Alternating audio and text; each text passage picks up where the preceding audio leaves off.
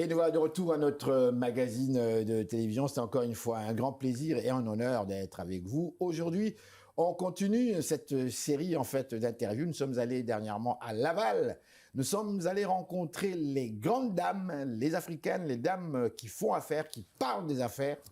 Et aujourd'hui, mesdames, messieurs, c'est la suite. Nous recevons une autre dame, une grande dame également. On les appelle les femmes lionnes. Je la laisserai tout à l'heure elle-même nous donner le nom dans un contexte plus africain parce que j'ai peur d'encore commettre cette erreur. Bonjour, comment ça va? Bonjour, je vais bien, monsieur. Quelles sont les bonnes nouvelles, ma chère Nadège? On tient le coup. On tient le coup, comme on le dit en Afrique, là. On tient le coup. Oui. Puis, c'est ça. J'aimerais, avant d'aller plus loin, tout d'abord, vous laisser vous présenter. Okay. C'est le concept même de notre émission. Alors, qui êtes-vous? OK. Moi, personnellement, déjà, bonjour à tous les téléspectateurs qui me suivent actuellement. On se parle. Hein? Exactement. D'accord. Donc, on se parle. Oui. OK, merci. Donc, je suis Madame Nadège Tsagué. Je suis mère, je suis épouse, je suis entrepreneur et je suis la responsable, la propriétaire de Nadia Beauté, un salon qui magnifie le cheveu afro et les coiffures africaines. D'accord.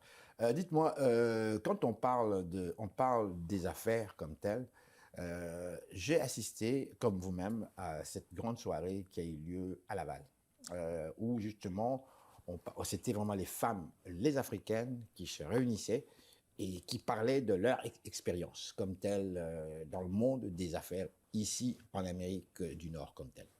Pour vous, d'abord, qu'est-ce que ça représente, ce type de gala? C'est la deuxième année qu'on organise ce type de gala ici même, en fait, à Montréal, Laval. Pour vous, qu'est-ce que cela représente? Vraiment, ce type de gala, c'est je dirais, un privilège et c'est un atout pour nous, les entrepreneurs. C'est aussi une approche de vraiment valoriser le travail qu'on fait, le travail qu'on met sur pied, parce que vous savez que l'entrepreneuriat, surtout dans un pays, nouveau pays immigrant comme nous, là, c'est vraiment pas facile. Là. Il y a beaucoup des enjeux et tout. Donc, un événement pareil, ça nous propulse davantage. D'accord. Mais lorsque vous dites ça n'est pas facile, pour nos téléspectateurs, il y en a qui n'ont jamais même osé faire des affaires. Okay. Il y en a qui, en fait, qui se contentent d'aller travailler, de se contenter de dans leur paye et qui vont avaler, accepter tout ce qui vient avec, tout ce que vous voulez, bon, les moments difficiles et autres, bref, qui quand même le font. Mais d'autres comme vous disent non, moi, je me sens assez forte, je me lance dans le monde des affaires et je cible justement un salon pour femmes. Qu'est-ce qui vous a motivé à vous diriger vers cela? Est-ce que vous avez remarqué qu'il y avait suffisamment de nombre de femmes africaines qui avaient ce besoin ou est-ce que vous vous ouvrez aussi vers les autres races? OK. Il faut se dire qu'à la base, je suis informaticien de base, je suis diplômé en informatique, puis j'ai toujours eu cette passion. C'est une passion visée, une passion déterminante qui m'amène vraiment à devenir ce que je suis aujourd'hui. Oui. Donc j'arrive au Canada, puis je me rends compte qu'il y a justement ce manque, ce besoin, parce qu'il faut dire que j'ai 2 filles qui ont des cheveux afro, puis j'avais vraiment ce besoin de trouver un salon ou bien la facilité de, je veux dire, j'avais pas une facilité de trouver un salon qui répondait vraiment aux besoins, qui respectait le cheveu qu'il fallait. Donc j'ai vu ça, puis vu que déjà à la base j'avais ce talent, parce que chez nous en Afrique, j'ai passé mon temps de fois avec les amis pour faire des coiffures et tout, donc j'avais cette vision de l'esthétique, de la beauté africaine, des cheveux et tout. Donc c'est comme ça que je commence à m'intéresser par rapport, puis je vois le besoin énorme. Les réalisations que je fais, puis les femmes sont intéressées, j'acquiers la clientèle, puis je me dis, bon voilà, voici une opportunité en or pourquoi pas se lancer en affaires, et ben, quelle affaire choisir le domaine passionné que j'ai choisi. Je vais vous emmener vers ce terrain-là, on parle de beauté. Okay. Évidemment, on parle de beauté et la beauté, c'est universel. Exactement. En fait, la remarque qui nous a souvent été faite, les Africains et les Africaines particulièrement, sont fiers. Yeah. Très fiers. On aime ça, on aime Chez nous, ça. on se sent, on ja. Hein? C'est quelqu'un qui me racontait, il me dit, mais je vais dans des pays là, pauvres. Mais quand il y a des fêtes, tu vois les gens qui vivent même dans des cabanes, mais quand ils sortent pour aller fêter, mais ils sont habillés. Hein. Exactement. Oh là là, Yeah. il y a cette fierté absolument extraordinaire. Et la femme africaine, certains hommes disent que la femme coûte cher. Hein. Ben, je dirais la femme coûte cher parce que la femme, elle aime, comme j'ai dit tantôt, elle aime oser, elle aime aller au-delà, elle aime impressionner. Ouais. Quand elle arrive dans des fêtes comme ça ou des occasions ou des événements, il faudrait qu'on la voie, il faudrait Elle est qu'elle... unique, quoi. Yeah, c'est ça, exactement. Mais quand on dit cher, là, moi, je prends pas ça trop dans le sens de cherté. Non, mais ce parce sont que- des blagues que certains hommes disent. Je crois que vous avez entendu comme moi. C'est ça, ben, Ouais. la femme, c'est ça. La femme, c'est la fleur.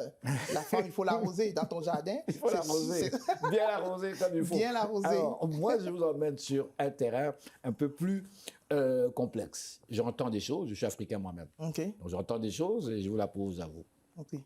Les cheveux, Mhm. vous êtes dans ce domaine. Yeah.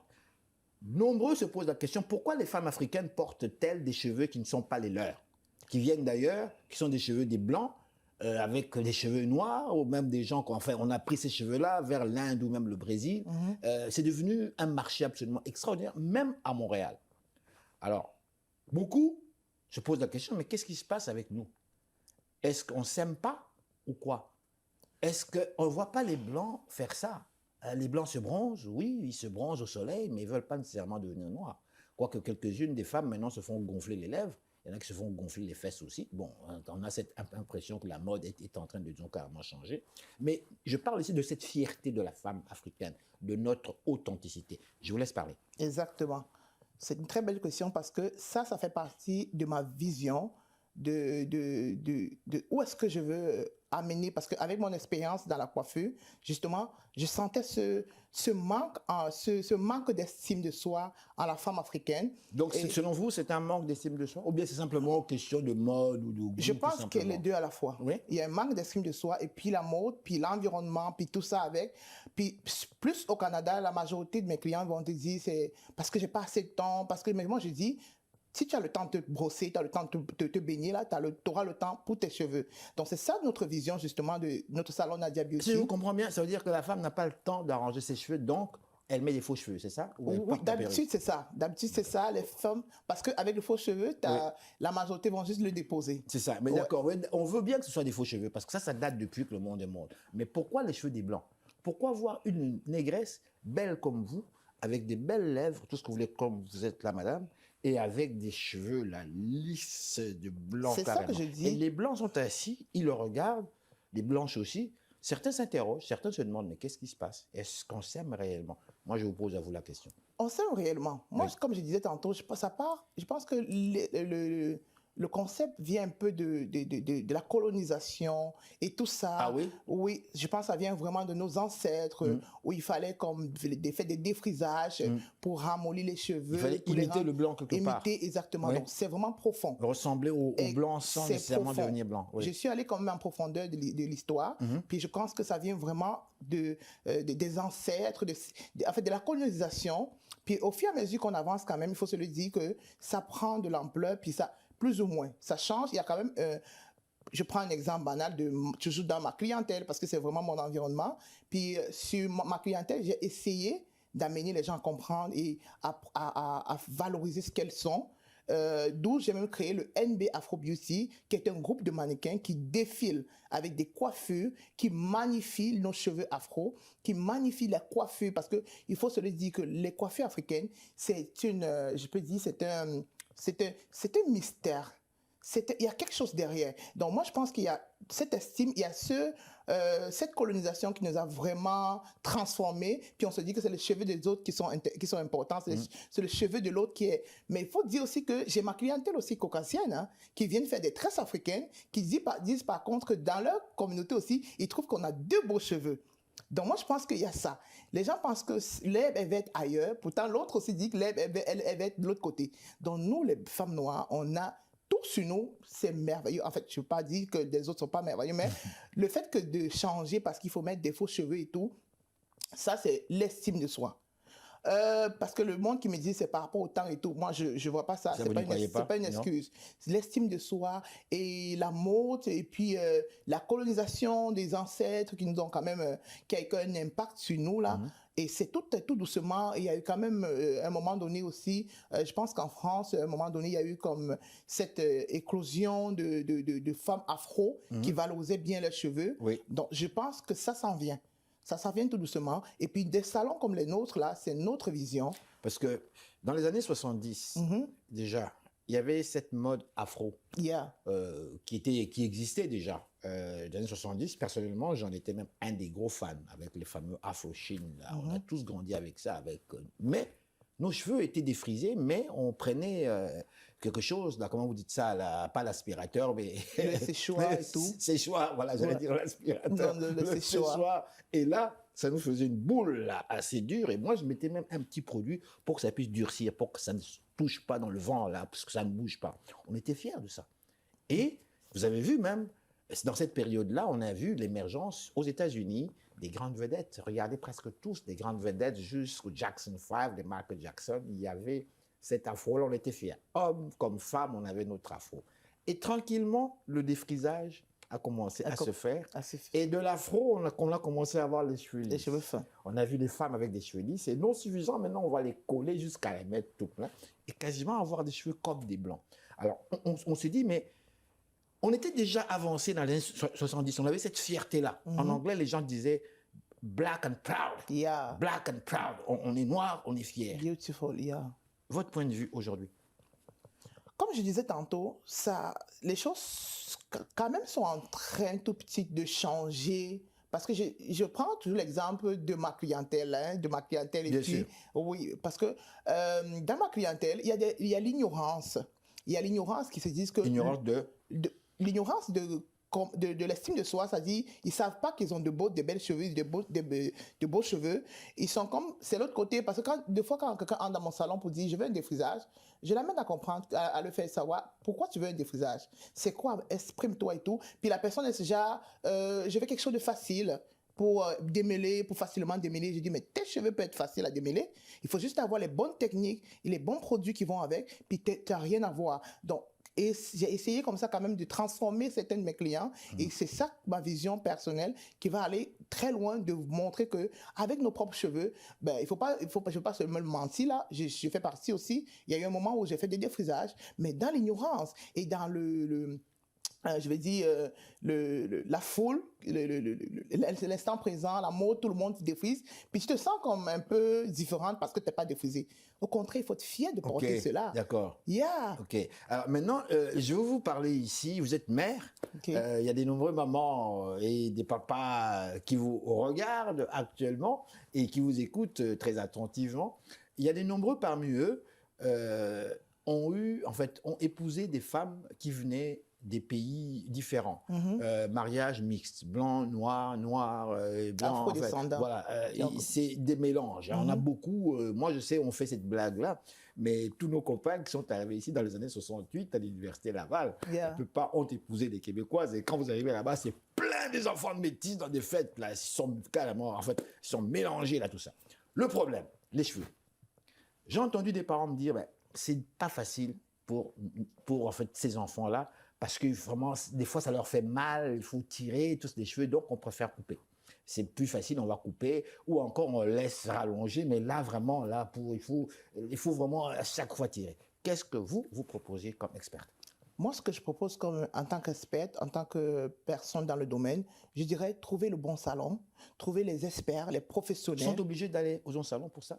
Il y a aussi, quand je parlais de l'ignorance tantôt, ils vont comme apprendre. Parce que nous, par exemple, dans notre salon, on a des ateliers, des moments d'atelier pour en parents, en famille, qui permettent aux parents de savoir prendre soin. Parce qu'il faut se dire que, vous avez dit afro-descendant, donc c'est métissé. Oui. Ça vient pas de leur... Vous savez, la façon de prendre soin, ça vient aussi de nos parents, de comment les parents prenaient soin aussi. Donc, si un enfant est né dans un environnement où on ne leur a pas montré comment prendre soin, ça ne va pas être facile pour lui. Donc moi, je pense que les parents devraient aller vers des professionnels ou alors prendre du recul, se préparer à bien prendre soin, à chercher des techniques, parce qu'il y a des techniques aussi.